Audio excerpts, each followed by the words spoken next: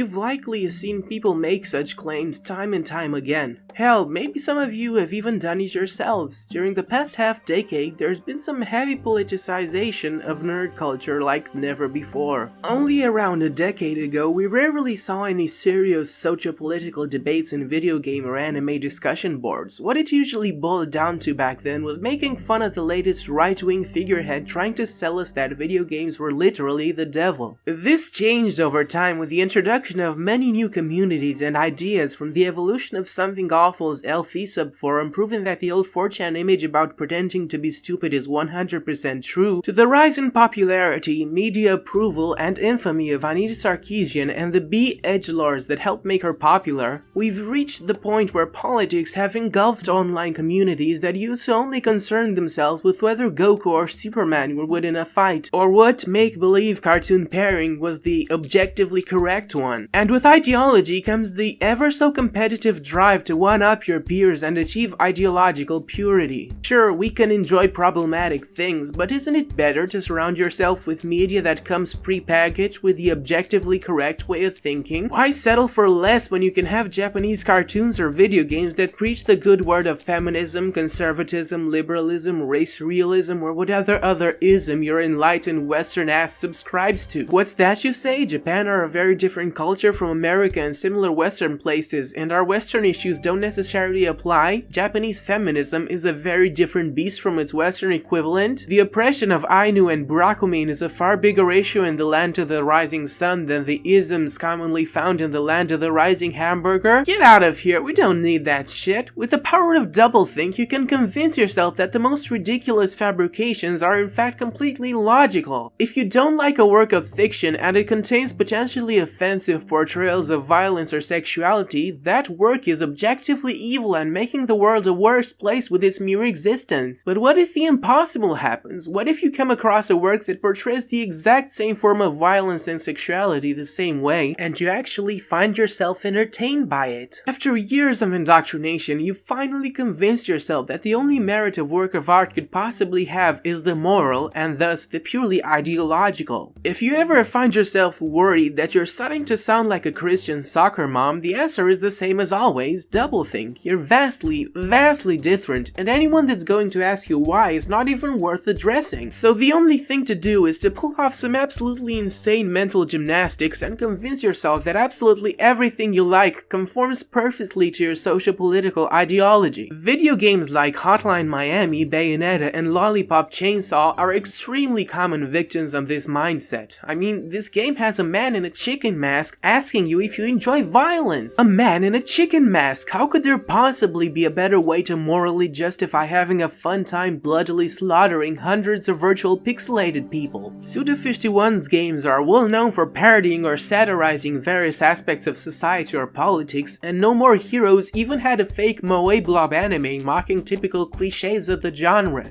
So clearly, Suda must be a hardcore sex-negative feminist and despise any and all audience appeal sexualization of female characters, right? It doesn't matter that the PS3 re-release of No More Heroes came with fanservice pinups of its female cast by various popular anime and manga artists, and it also certainly doesn't matter that the same release has a 3D character model viewer that allows you to see pretty much every character practically naked. It doesn't matter that the artist of the aforementioned moe anime parody Girls is a completely unironic artist of borderline porn featuring girls that look barely any different, and it certainly doesn't matter that Lollipop Chainsaw writer James Gunn has given 2 interviews on Destructoid that completely shatter the notion that the game was meant to mock video game sexualization instead of reveling in it. Your reality headcanon always trumps all. Kill La Kill's fanbase is particularly ridiculous when it comes to these things, given the entire past of the staff involved with this project. From rape jokes and boundless fanservice to a freaking 9/11 joke, those in charge of Studio Trigger have no history of trying their best to avoid offending the wokest of Westerners. Hell, Kill la Kill itself starts with a clear-as-day rape joke, but nonetheless, the majority of the fan base managed to completely reject the existing reality and instead made up their very own, a world where Trigger and its members simply materialized out of thin air, and where Kill la Kill is their denouncement of fanservice and Little Witch Academia, which has never ever been sexualized by the official staff ever, is the desexualized, woman-empowering anime ideal of Imaishi and his friends. The official boob mouse pads don't matter. The show's sexualization is both a mockery of patriarchal objectification and an unironic celebration of women's sexuality at the same time. The sexualization of men in the show is not an ironic fangirl appeal, but actually means that Imaishi and co. were influenced by geek feminism's Hawkeye initiative and want to prove how disgusting and demeaning sexualization is by applying it to males. The mother-daughter incest scene is intended to be a terrifying and horrifying moment despite being blatantly fetishized and practically looking exactly like a cream lemon porn scene.